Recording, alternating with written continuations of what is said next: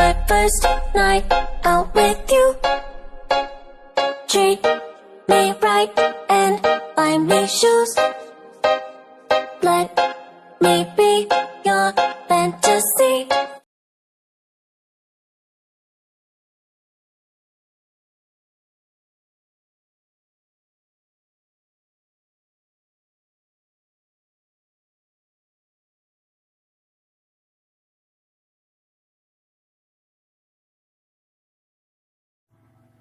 Assalamualaikum warahmatullahi wabarakatuh. Perkenalkan, nama saya Pebi Seltria dari Prodi D3 Kebidanan.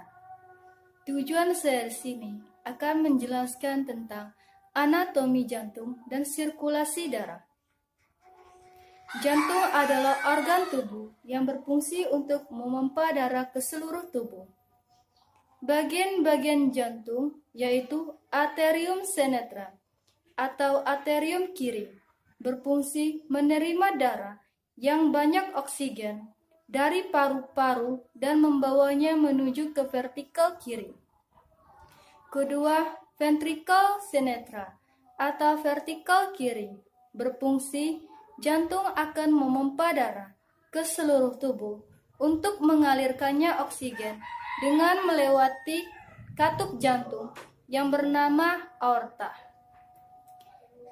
3. Katup mitral berfungsi darah mengalir dari arterium kiri ke vertikal kiri tetapi tidak beralih arah.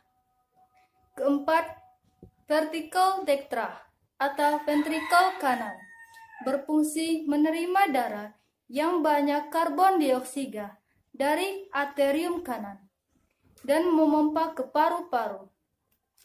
Sedangkan ventricle kiri berfungsi menerima darah yang banyak oksigen dari arterium kanan dan memompanya ke seluruh tubuh. 5. Arterium dextra atau arterium kanan berfungsi menerima darah yang banyak karbon dioksida dari seluruh tubuh dan membawanya menuju ke ventricle kanan. 6. Katup tricuspidalis berfungsi mencegah darah masuk ke dalam serambi kanan dan memberi akses kepada darah untuk masuk ke dalam bilik kanan. 7. Distrik jantung berfungsi untuk memompa darah ke seluruh tubuh.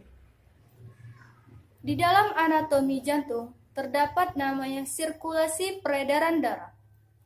Di dalam sirkulasi peredaran darah terdapat namanya vena cava inferior, yaitu vena yang menyerupai darah bagian bawah tubuh. Vena cava superior, yaitu vena yang mengembalikan darah di bagian atas tubuh. Setelah dari vena cava inferior dan vena cava superior, maka dia akan masuk ke atrium kanan. Darah kemudian dari atrium kanan akan dipompa melalui katup tricuspidalis. Kenapa disebut dengan katup tricuspidalin? Karena si katup memiliki 3 katup. Setelah masuk di katup tricuspidalis, dia akan masuk ke katup pulmonari. Untuk katup pulmonari adalah katup untuk menjaga kembalinya si darah dari paru-paru ke jantung. Setelah melalui katup pulmonari, selanjutnya darah akan dipompa menuju ke paru-paru melalui namanya arteri pulmonari, baik kanan maupun kiri. Setelah dipompa ke paru-paru, selanjutnya di paru-paru si darah akan mengalami difusi, yaitu pertukaran karbon dioksida dan oksigen, di mana darah yang tadinya dari jantung kaya akan karbon dioksida, maka akan ditukar menjadi kaya dengan oksigen. Setelah darah dari paru-paru yang kaya oksigen, kemudian si darah akan masuk lagi ke jantung, yaitu tepatnya di arterium kiri. Dari arterium kiri, maka si darah yang kaya akan oksigen akan dipompa ke ventrikel kiri melalui namanya katup mitral. Dari ventrikel kiri, selanjutnya darah akan dipompa ke seluruh tubuh dan melewati yang namanya adalah katup aorta. Setelah melalui katup aorta, kemudian si darah akan dipompa ke jantung, kemudian ke tubuh bagian atas maupun ke tubuh bagian bawah, melalui pembuluh darah arteri. Setelah melalui pembuluh darah arteri, kemudian dia akan melewati yang namanya arteriole atau kapiler. Setelah dari kapiler, maka di situ akan terjadi perpindahan kembali, yaitu oksigen dan karbon dioksida. Selanjutnya, si darah yang kaya dengan karbon dioksida itu akan disalurkan melalui namanya venule atau vena dan kembali lagi ke jantung, yaitu melalui vena cava inferior dan vena cava superior.